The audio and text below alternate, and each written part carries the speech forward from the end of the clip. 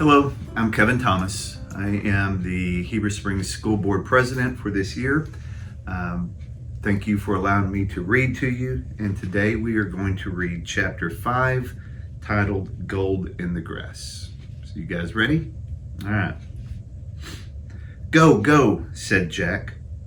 He threw his notebook into his pack. He pushed Annie toward the rope ladder. Bye, Henry, she said. Go, said Jack. He gave Annie another push. Quit it, she said, but she started up the ladder and Jack scrambled after her. Jack and Annie tumbled into the treehouse. They were panting as they looked out the window at the dinosaur. It was standing on the hilltop eating flowers off a tree. Oh man, whispered Jack, we are in a long time ago. The dinosaur looked like a huge rhinoceros with 3 horns instead of 1. It had 2 long horns above its eyes, and another one grew out from its nose. It had a big shield-like thing behind its head. Triceratops, said Jack. Does he eat people? Whispered Annie. I'll look it up. Jack grabbed the dinosaur book. He flipped through the pages. There, said Jack, pointing to a picture of a Triceratops, and he read the caption. The Triceratops lived in the late Cretaceous period.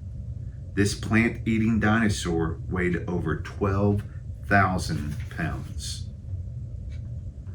Jack slammed the book shut. Just plants, no meat. Good, said Annie. Let's go see him up close. Are you crazy? Said Jack. Don't you want to take notes about him? Asked Annie. We're probably the first people in the whole world to ever see a real live Triceratops. Jack signed. Annie was right. Okay, let's go, he said. Jack shoved the dinosaur book into his pack. He slung his pack over his shoulder. Annie started down the ladder and Jack followed her. Just promise you won't pet him, Jack called down to Annie. I promise, said Annie. Promise you won't kiss him, said Jack. I promise, said Annie. Promise you won't talk to him. I promise, said Annie. Promise you won't. Don't worry, said Annie. Annie and Jack stepped off the ladder. The pterodon gave him a friendly look. Annie blew him a kiss. Be back soon, Henry, she called. Shh, said Jack. And he led the way slowly and carefully through the ferns. When Jack and Annie reached the bottom of the hill, they knelt behind a bush. Annie started to speak, but Jack quickly put his fingers to his lips. Then he and Annie peeked out at the Triceratops. The dinosaur was bigger than a truck. He was eating the flowers off a magnolia tree.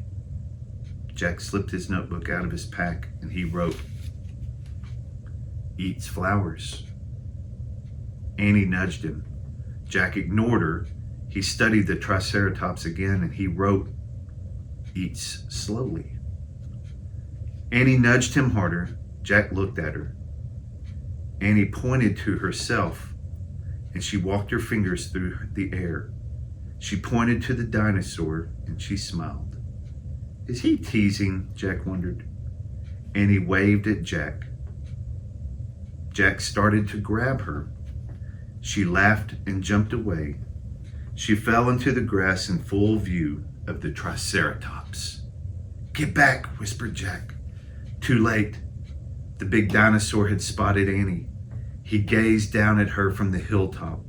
Half of a magnolia flower was sticking out of his mouth. Oops, said Annie. Get back, Jack said again. He looks nice, Jack, Annie said. Nice? Watch out for his horns, Annie, said Jack. The Triceratops gazed calmly at Annie. Then he turned and lopped down the side of the hill. Bye, said Annie. She turned back to Jack. See? Jack grunted, but he wrote in his notebook, Nice.